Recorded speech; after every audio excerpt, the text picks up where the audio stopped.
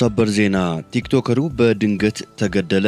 ሳውዲ አረቢያ ዛሬም ጥቃት ተፈጽሞባታል። የአሜሪካው ፕሬዝዳንት ዶናልድ ጄ ትራምፕ ኢራን ላይ ከባድ ዛቻ አስተላልፈዋል። ኢራን በርካታ ሰዎችን ገደለች። ሁሉንም በዝርዝር ወደ እናንተ አደርሳለሁ። ሰላም ጤና ይስጥልን ውድ ተመልካቾቻችን፣ የሰዓቱን የተመረጡ ሰበር ዜናዎችን ይዤ ቀርብ ያለው አብራችሁን ቆዩ። በቀጣይ ፈጣንና እውነተኛ ሰበር መረጃዎችን በፍጥነት ለመከታተል ቻናሉን ሰብስክራይብ ካላደረጉ አሁኑኑ ሰብስክራይብ በማድረግ የደወል ምልክቷን በመጫን ቤተሰብ ይሁኑ። ይህን ቪዲዮ ላይክ በማድረግ ደግሞ ቤተሰብነታችሁን አጠናክሩ። እስከ ቪዲዮ መጨረሻ አብራችሁን ዝርዝሩን ተከታተሉ።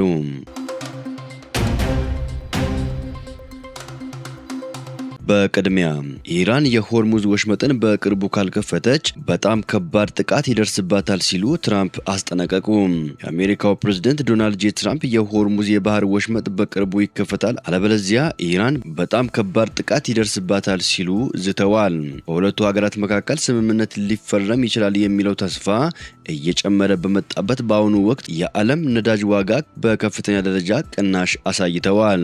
የአሜሪካ የውጭ ጉዳይ ሚኒስቴር ማርኮ ሩቢዮ እና የገንዘብ ሚኒስትሩ ስኮት ቤስኔት መርከቦች ከዚህ ሳምንት መጨረሻ ጀምሮ በወሽመጡ በኩል ያለምንም ችግር ማለፍ እንዲችሉ የሚያደርግ ውይይት መካሄዱንና አንዳንድ ለውጦች መታየታቸውን ከገለጹ በኋላ ፕሬዝደንቱ ለፎክስ ኒውስ ቃለ መጠይቅ ሰጥተዋል።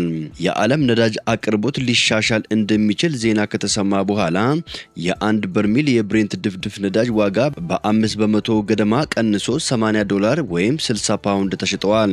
ነገር ግን ባለፉት ወራት የተደረጉት ውይይቶች ግጭቱን ለማርገብ አለመቻላቸው የነዳጅ ገበያ እንዲዋዥቅ አድርጎታል። በዚህም ምክንያት አሽከርካሪዎች በነዳጅ ዋጋ መጨመር ተጎድተዋል። የአሜሪካው ፕሬዝዳንት ዶናልድ ጄ ትራምፕ ትናንት በካሊፎርኒያ ጉብኝት እያደረጉ በነበረበት ወቅት በጣም ጥሩ ውይይት እያደረግን ነው ሲሉ ኢራን ለወራት የዘለቀውን ግጭት ለማስቆም ስምምነት ላይ ለመድረስ ፍላጎት እንዳላት ተናግረዋል። የአሜሪካ ማዕከላዊ እዝ ሴንትኮም በሆርሙዝ የባህር ወሽመጥ ደቡባዊ ክፍል ባለው ዓለም አቀፍ የውሃ መስመር በኩል ለማለፍ ለሚፈልጉ የንግድ መርከቦች ሁሉ ነፃና ክፍት ነው ብለዋል። የአሜሪካ የውጭ ጉዳይ ሚኒስቴር ከኢራንና ኦማን ጋር ተጨማሪ መርከቦችን በባህረ ሰላጤ ውስጥ ለማሳለፍ የሚያደርጉት ውይይት ለውጥ መታየት ጀምረዋል ሲል ተደምጠዋል። ማርኮ ሩቢዮ ለጋዜጠኞች በእነዚያ ውይይቶች ላይ መሻሻሎች ታይተዋል፣ ግን እስካሁን የመጨረሻ ውሳኔ ላይ አልደረስንም። ይህ በቅርቡ እንደሚከናወን ተስፋ እናደርጋለን ሲሉ ተናግረዋል። ስኮት ቤስኔት በበኩላቸው የሆርሙዝ የባህር ወሽመጥ እንደገና ለማስከፈት የሚያስችል ስምምነት ማክሰኞ ወይም ረቡዕ ሊደረስ ይችላል ሲሉ ተደምጠዋል። ማክሰኞ ወይም ረቡዕ ወሽመጡን ለመክፈትና ግጭቱን አርግቦ ወደ መደበኛ ሁኔታ ለመሸጋገር ስምምነት ላይ ልንደርስ እንችላለን ሲሉ ለሲኤንቢሲ ተናግረዋል።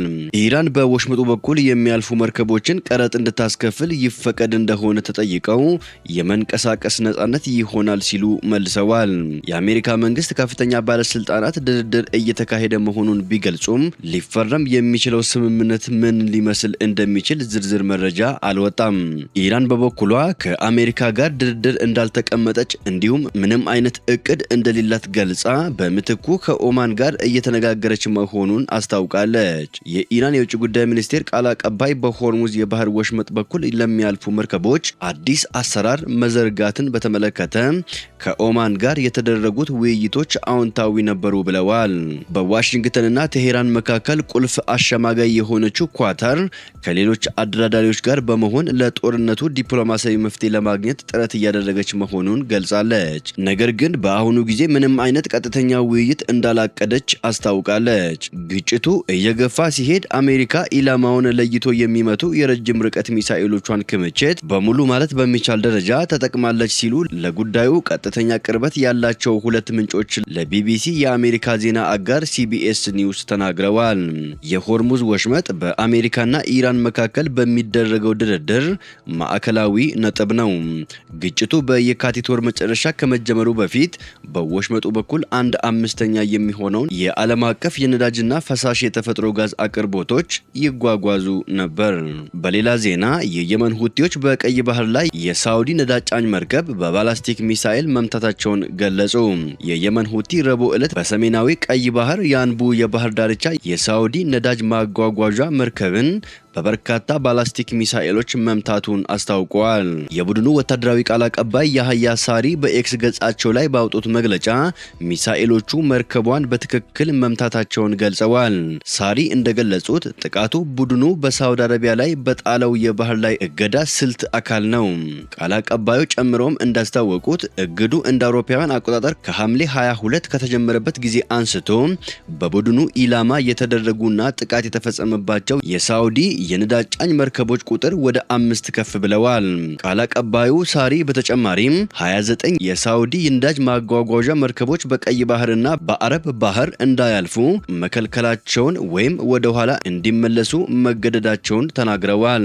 ቡድኑ በባብ አልመንደብ የባህር ወሽመጥ ላይ የጣለውን እግድ በተሳካ ሁኔታ ተግባራዊ ካደረገ በኋላ ሳውዲ አረቢያ የነዳጅ ማጓጓዣ መርከቦቿን ወደ ሰሜናዊ የቀይ ባህር ክፍል ማዞሯን ገልጸዋል።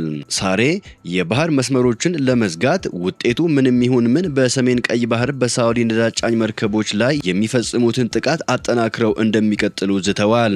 የሳውዲ ባለስልጣናት ደረሰ ስለተባለው ጥቃት ያሉት ነገር የለም። በሌላ በኩል ኢራን በ4 ወር ውስጥ ብቻ ቢያንስ 56 ሰዎችን በሞት ቀጣች። በኢራን ውስጥ ከመጋቢት ወር ወዲህ ከብሔራዊ ደህንነት ጋር በተያያዘ ክስ የቀረበባቸው ቢያንስ 56 ሰዎች በሞት መቀጣታቸውን የተባበሩት መንግስታት ድርጅት የሰብአዊ መብቶች ኮሚሽን አስታወቀ።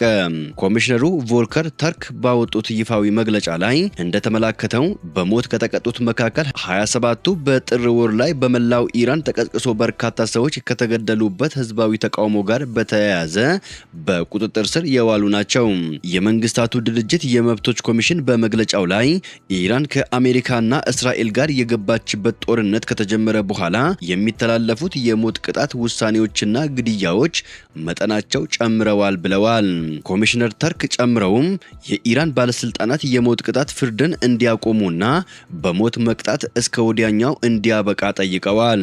ነገር ግን የኢራን የፍትህ ተቋማትና የበላይ ባለስልጣን በተቃዋሚዎች ላይ በተሳተፉና ከአሜሪካ ጋር ጦርነት በተካሄደበት ጊዜ በተያዙ ተከሳሾች ላይ የሞት ቅጣት እንዲተላለፍና ፍርዱም በአስቸኳይ እንዲሁም ያለ ምህረት እንዲፈጸም በተደጋጋሚ ጥሪ ሲያቀርቡ ነበር።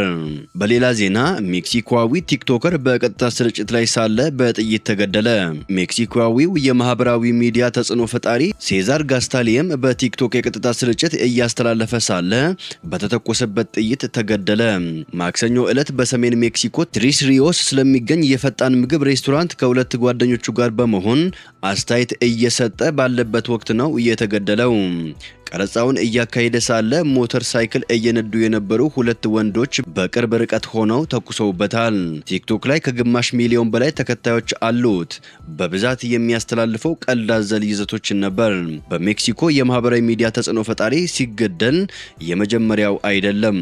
አምና የ23 ዓመቷ ቫላሪያ ማርከዝ በውበት ሳሎን ውስጥ ሆና በቀጥታ ቲክቶክ እያሰራጨች ሳለ በተተኮሰባት ጥይት ተገድላለች። ሴዛር ጋስታሊየም ከጓደኞቹ ጋር ሆኖ እየቀረጸ ሳለ ምግብ አመላላሽ ሰራተኞች የሚለብሱት ብርቱካናማ ቀለም ያለው ልብስ አድርገው ነበር።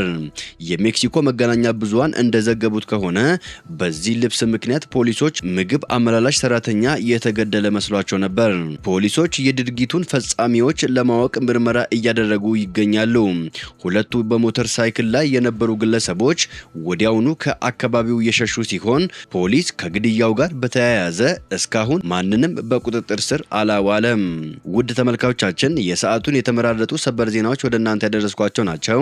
ከሰዓታት በኋላ በሌላ ሰበር ዜናዎች እስከምንገናኝ በያላችሁበት የዓለም ዳርቻ ቸር ቆዩልን። ሰላም ለዓለማችን ይሁን።